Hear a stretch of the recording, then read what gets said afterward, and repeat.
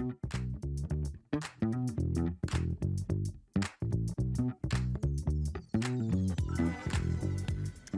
everyone, and welcome back to BEW Live.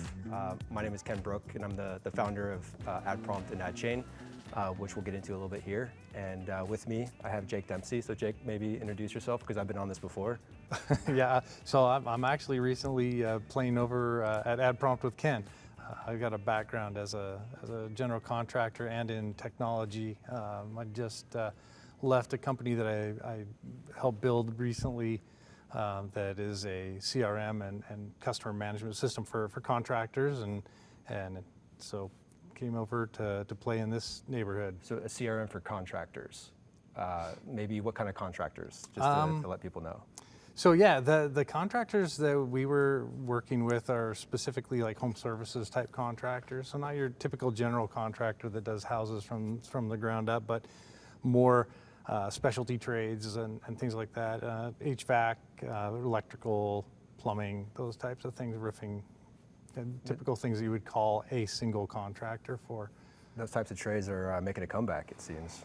There's a lot of need and a lot of value in those trades at this point. I think they got glossed over for a long time as kind of not as important, but as technology starts to advance into the AI world and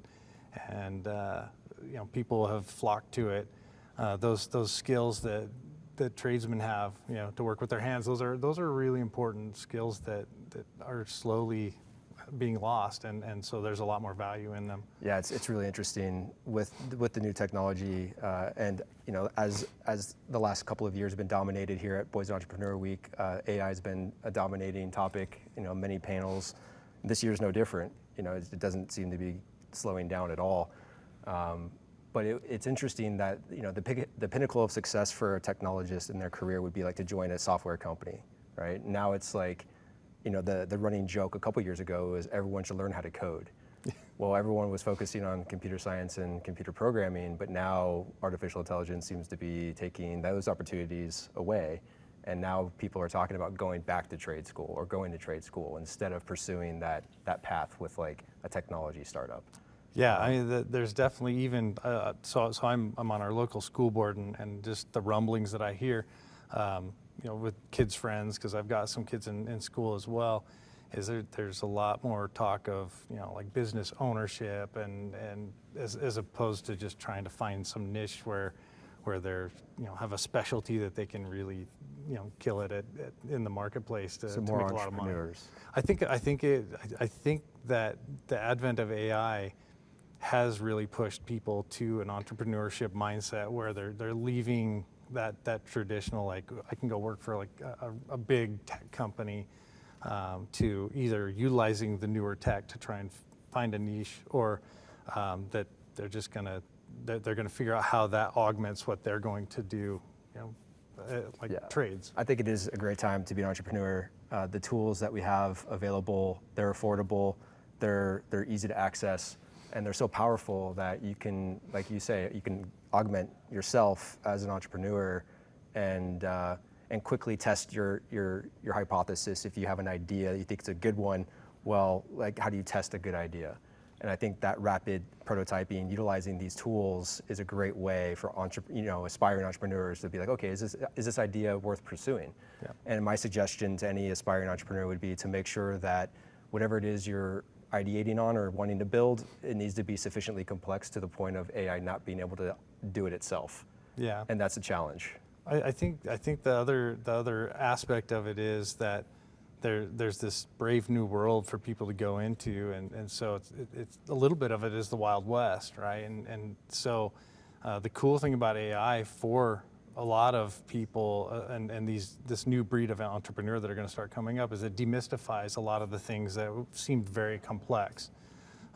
People felt like you needed to have some sort of a master's degree in order to function in a technical marketplace, and AI is kind of levels the field a little bit. Yep. And that's a powerful tool. It's a scary tool for a lot of people, which is, also part of the problem is not only is it powerful, but it's also intimidating. And so I think that it's going to push the demand for itself in the marketplace and it's also going to force a lot of change. I think that people are really going to want to focus more on the psychology of mindset and how important it is to have kind of this growth and open-mindedness in their mindset so that they can absorb what's coming because it's here, like it or not. And so it's either this really scary thing or it's one of the most useful, cool things that you can find. Yeah, many people say, oh, AI is going to take my job, but it's going to be people using AI that will take jobs if you're not actively learning about these tools and implementing them, for your business. Yeah. So given your background, 15 years helping contracted types of businesses, home services, roofing, plumbing, electrical, how do you see this shift to utilizing AI tools? How has that changed those types of businesses? Because being here in Boise, Idaho, we see HVAC companies everywhere.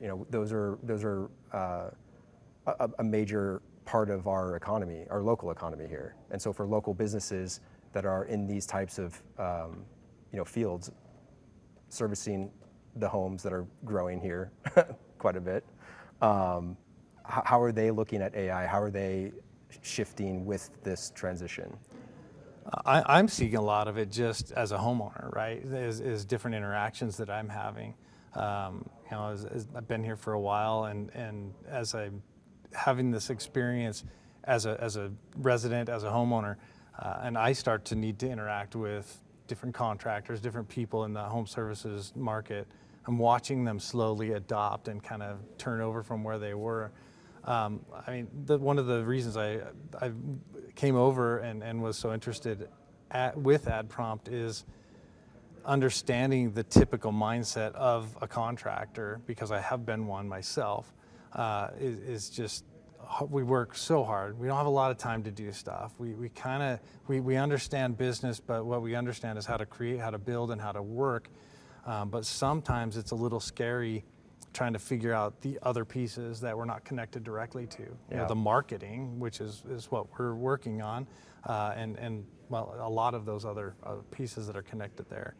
Software being one of them. A lot of people working on paper or from Excel spreadsheets and understanding that there's systems and processes in place to make them more efficient. Well, once you get running on a system and a process that makes you more efficient, what that allows you to do is shove more leads into the funnel, and that's kind of no man's land. That's where it's a little bit scary. I think everybody can resonate with going on their local Facebook page and seeing 842 people that will clean their ducts that are supposed to be in their city of 600, right? I mean, that's what we're running into, and so that's scary. How do I compete with that as a contractor? Well, do I go to a traditional marketing company to be discoverable in the local market? Right. And how do I get to the people locally? How do I solve the problem of localization and getting the customers that I want and the quality of customers that I want? Like, how do I know that my money is well spent in those advertising spaces? And right now, it's just kind of this nebulous thing that's out there, and you throw money at it, and you don't know why you need to. You just know that you want results. Everybody kind of understands branding, but what do we want out of it? And how do we get it out of it? And so we turn that over to a lot of different sources. Sometimes it's our teenager. Other times it's we pay a lot of money to a marketing company that may be awesome, and sometimes it may not be. And the experience is varied, and it's hard to connect the value of what we're trying to invest locally to the results we're getting at the end of the day. When I have to sign paychecks, I need to be able to make sure that overhead is allocated to the right places to continue building my company and making it successful. And what you just said there, that's ubiquitous across all types of businesses. But for this specific type of business, which is typically found, again, it has to be a local market because they're providing home services. And so that in its nature is somewhat unique, and it's prevalent across a lot of rural areas in the country. And this is really, these are entrepreneurs, right? These are small businesses. These are going to be driving the economy. And so if this is like 95% of the businesses, if they're starting to employ, other people, create jobs, like that's what all the politicians seem to be talking about, like small business this, small business that. But it feels like, from my perspective, being in technology for the last 15 years, they've been marginalized and neglected in the sense that a lot of the powerful advertising and marketing tools have not been really built with that type of business in mind. And now those issues have been exacerbated by AI. And so there is an opportunity for these types of home service businesses to really benefit from these tools. I hope that they are willing to learn more about the technology and be willing to use tools to help with their business, because it can just help them, grow. And going back to being discoverable, how do you compete when there's other types of, competing businesses in your market? Well, to your point, you work with someone that understands how to build a website, or you might work with a social media marketing team, right? But that's expensive, and it takes time. And so one of the main byproducts of utilizing AI is saving time and money. It's just the use case, the application, how do you apply this technology? And so having worked with you for the past couple of months, you've brought just tremendous experience in this niche, this vertical of home service businesses. And we're excited to be able to continue to build these types of tools for those types of businesses to help them grow. Yeah. Because with the advertising, when we can connect advertising demand and dollars spent in a local market to a local, true locally owned, homegrown business and help them grow versus waste money in Meta, then that's a win for everyone. And if we can keep all of that money in the community, that's only going to help the community. Absolutely. They say that if you build a better mousetrap, they'll beat a path to your door, right? But not if they don't know where your door is.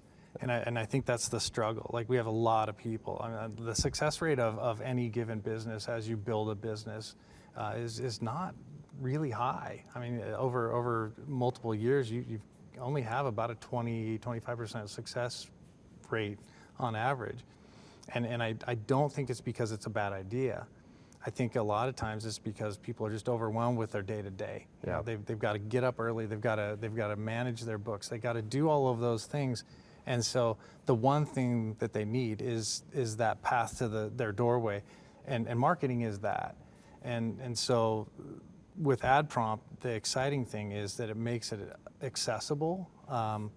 And as we continue to develop it from the standpoint of your typical, well, maybe not typical, but your average entrepreneur, the accessibility will really increase the rates of our chances of success. I mean, nothing's guaranteed, but certainly when you're an entrepreneur, you have a great idea, you have a lot of drive, but that drive really takes you to a place where you're just like pumping as fast as you can go, and you're exhausted.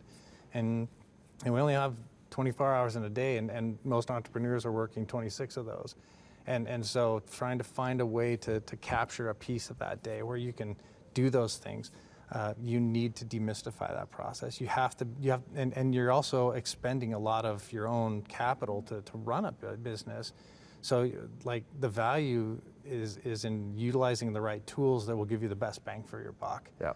And that means also being able to target your local area, to be able to find the people you're looking for, and have a system that can make educated decisions for you and give you the feedback. Yeah, the feedback is critical. If you have a limited budget for marketing to grow your business, you spend $100, but that $100 gets you, $6,000 in business, and you can have confidence in that attribution where I spend $100 and I make this. That's closing in advertising. That's the golden. You close the loop for the advertiser by giving attribution, and that's what we're excited to give to these small businesses. Is we can protect your small budget. We can ensure that you get what you pay for, and that what you pay for is going to help you grow your business, and it's going to be easy. Yeah, ROI is king in that case. Yeah. Well, Thank you for sharing with us your perspective. It's been, again, a pleasure to work with you for the last couple of months, and I'm looking forward to continuing to work with you. Yeah, it's fun, and this is such a great event to help share some of that knowledge with, Yep. with the people that are interested with that. It's a pleasure to take part in it. Yeah. Well, thanks everyone for watching BEW Live. Continue to watch, and if we see you around the event, then feel free to come up and say hi to myself or Jake, and we'll be happy to chat with you guys. All right, and here's a word from our sponsors.